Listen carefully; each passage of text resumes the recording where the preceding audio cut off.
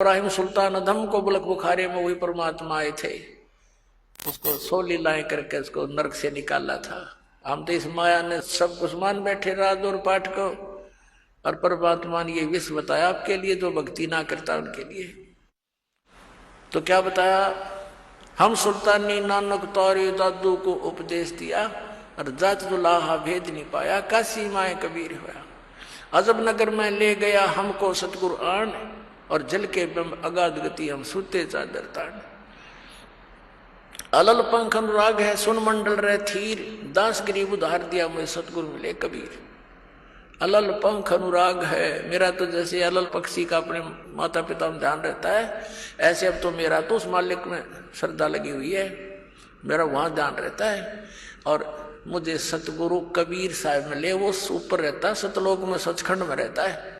आंखों देखा बताया गरीबदास साहब जी, यही दादू साहब ने बताया। अब वो बाबा जी तो कहने लगा, अरे गांव वालों ये बावला को ना, बावले तो तुम होगे, ये तो अमृतवाणी बोल रहा है, निज स्थान के निज वचन बोल रहा है, सत परमात्मा की अमर वचन। उस 60 साल के महात्मा ने 13 साल के बच्चे के आगे हाथ जोड़ के कहा कि महाराज यह वाणी लिखवा दो, कलयुग में काम आवेगी। गरीबदास जी उठ के चल पड़े, और वो महात्मा पीछे पीछे।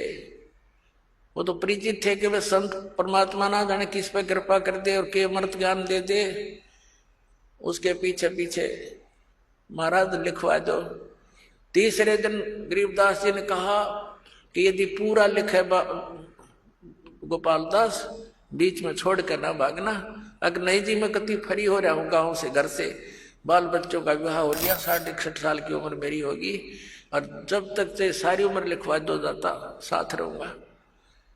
उनके पर गरीबदास साहिब जी का अपना ही एक जंडी का पेड़ था, एक बेरी का बाग था, उसके अंदर एक जंडी का घनी छाया वाला वृक्ष था, उसके नीचे बैठ कर लागे लेकिन गर्मियों से स्टार्ट किया था। फिर जैसे जैसे समय आता रहा, 6 महीने तक लिखते रहे।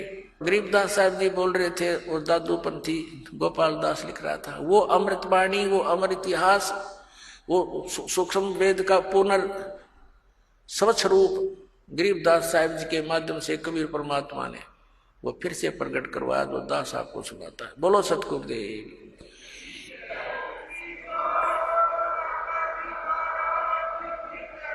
परम पिता परमात्मा पूर्ण ब्रह्म सारी सृष्टि के रचनहार कबीर परमेश्वर जी की असीम कृपा से पुण्यात्माओं आपको इस सत्संग सुनने का सुअवसर प्राप्त हुआ। सत्संग के अंदर बहुत ही पुण्यकर्मी प्राणी आते हैं,